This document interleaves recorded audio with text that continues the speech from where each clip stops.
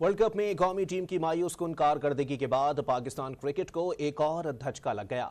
Chief selector Inzamam ul Haq company में shares के इल्जामात लगने के बाद मुस्ताफी हो गए। पाकिस्तान क्रिकेट बोर्ड ने मफादात के टकराव की तहकीकात के लिए कमेटी तश्कील दे दी है।